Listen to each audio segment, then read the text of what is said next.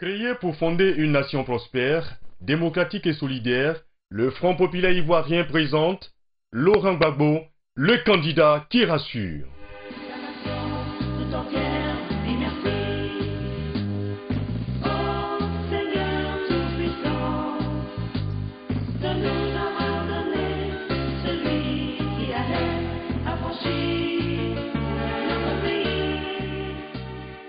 Né le 31 mai 1945 à Mama, village de la sous-préfecture de Ouragayo, département de Gagnoa, dans le centre-ouest de la Côte d'Ivoire, le président Laurent Gbagbo vient de fêter ses 63 ans.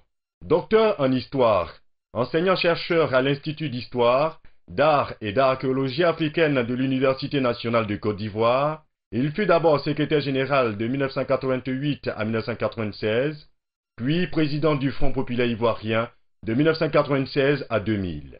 Député à l'Assemblée nationale de 1990 à 2000, année au cours de laquelle il a été proposé par son parti le FPI, Laurent Gbagbo a été élu premier président de la Deuxième République de Côte d'Ivoire en octobre 2000.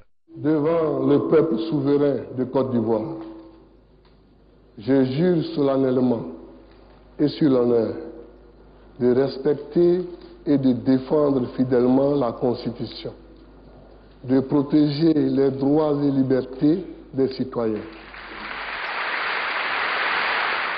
Issu d'une famille modeste dont il a toujours été conscient et fier, Laurent Gbagbo, par sa carrière académique et professionnelle et par son parcours politique, est un exemple vivant de ce que la pauvreté n'est pas une fatalité et que seule la lutte paye.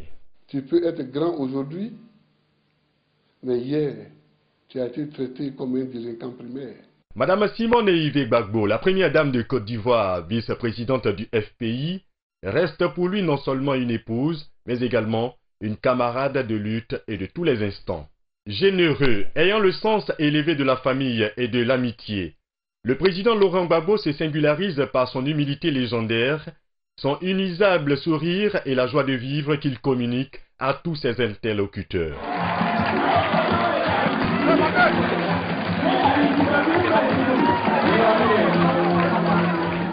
Voici Laurent Gbagbo, inisable sourire et la joie de vivre qu'il communique à tous ses interlocuteurs.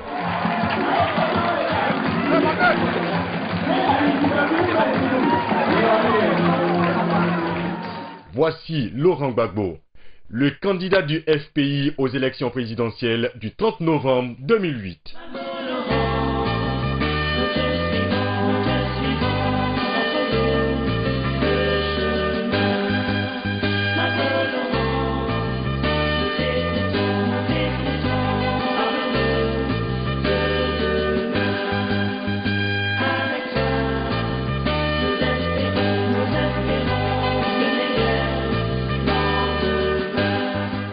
Tout au long de son combat dans l'opposition, le président Laurent Gbagbo a montré son attachement à la liberté, à la démocratie et au pluralisme politique.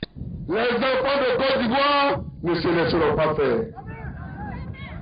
Aujourd'hui, nous avons lutté. Nous avons lutté. Nous avons lutté. Nous sommes comme les enfants de Dieu sortis d'Égypte qui ont marché 40 ans dans le désert. Nous arrivons aux îles de la terre promise, mais tous ceux qui se dressent contre nous, nous allons les combattre. J'ai été dans l'opposition pendant 30 ans. 30 ans d'opposition et j'ai gagné les élections présidentielles. Jamais pendant ces 30 ans, je n'ai utilisé le moindre pistolet, le moindre fusil. Même quand j'étais en exil, je n'ai pas diffamé le régime de mon pays. Même quand j'étais en prison, je n'ai pas diffamé le régime de mon pays. Et cela n'était pas dû à la personnalité du fouet. Cela était dû à la conception que j'avais de la politique. Parce que pour moi, la politique est une activité noble, digne d'intérêt et respectable, qui ne souffre pas d'amateurisme. Et très rapidement, les touristes politiques se reconnaissent. On les reconnaît. Voilà comment j'ai travaillé pendant 30 ans. C'est pourquoi, quand le peuple de Côte d'Ivoire a été dans la tourmente, il s'est tourné naturellement vers moi. Et voilà au moins quelqu'un que nous connaissons et tu nous connais. Choisissons-le. Devenu chef d'État, il a concrétisé certains aspects saillants de sa vision pour le développement de la Côte d'Ivoire en réalisant la décentralisation avec la création des conseils généraux et la communalisation de toute la Côte d'Ivoire. J'ai toujours été contre la gestion à partir du palais présidentiel. Et je pense que pour le plus grand bien de la population, il faut faire la décentralisation pour que, quelle que soit la région, on puisse avoir droit à un minimum de bien-être. C'est l'exercice de la démocratie au plan local. Ce n'est pas seulement un problème de démocratie, mais c'est aussi un problème de gestion. La libéralisation de la filière café-cacao au profit du monde paysan. La gratuité de l'école et des manuels scolaires est rentrée dans sa phase active. Les salaires à double vitesse des enseignants ont été supprimés et le chantier de l'assurance maladie universelle au profit des populations ivoiriennes a été ouvert. L'électrification rurale a été lancée puis intensifiée dans toutes les régions de la Côte d'Ivoire et le transfert de la capitale à Yamoussoukro est devenu une réalité à travers les vastes chantiers ouverts et qui laissent le monde entier admiratif. Liberté, démocratie, le courage de tout changer. La Côte d'Ivoire suit la trace de ses pas et le monde entier nous regarde. Mambo Laurent, nous te suivons. Quand on entreprend un travail, qu'on voit les résultats, on est d'abord fier de voir que le travail avance. Mais ce qu'il faut dire, c'est que notre pays est vraiment le poumon de l'Afrique de l'Ouest. Et Abidjan est dépassé comme ville. Je travaille pour la Côte d'Ivoire qui est éternelle. C'est ça. Or, quand on construit pour un pays qui est éternel, on ne connaît pas de temps de guerre, on ne connaît pas de temps de paix. Vous comprenez?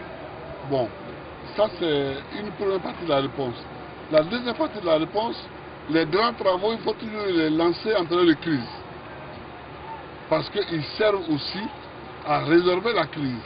Ils servent à donner une âme, un esprit, un idéal, une voix à vos concitoyens et ils servent ces travaux-là à les aider à surmonter les affres de la crise.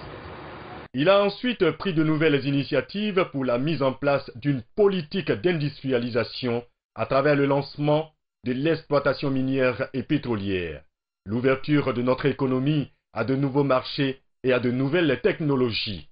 Il a organisé et réussi la résistance économique par la maîtrise de la gestion des finances publiques.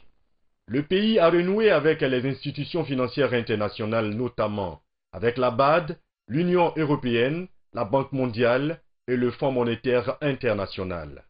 Le président Laurent Gbagbo est à la barre avec le soutien de son peuple et de son armée toujours en éveil. Liberté, démocratie, le courage de tout. Au cours de la grave crise militaro-civilo-politique que connaît notre pays depuis le 19 septembre 2002, le président Laurent Gbagbo, en vrai capitaine du navire ivoire, a fait face aux agressions extérieures en luttant avec énergie pour la défense de la Côte d'Ivoire et de l'unité nationale. Il a parcouru le monde entier à la recherche de la paix pour son pays, à travers une diplomatie réaliste qui se bonifie jour après jour et qui a permis à notre pays de reprendre sa place au sein de toutes les institutions régionales et sous-régionales et mondiales telles que la CEDEAO, l'Union africaine, l'ONU, etc.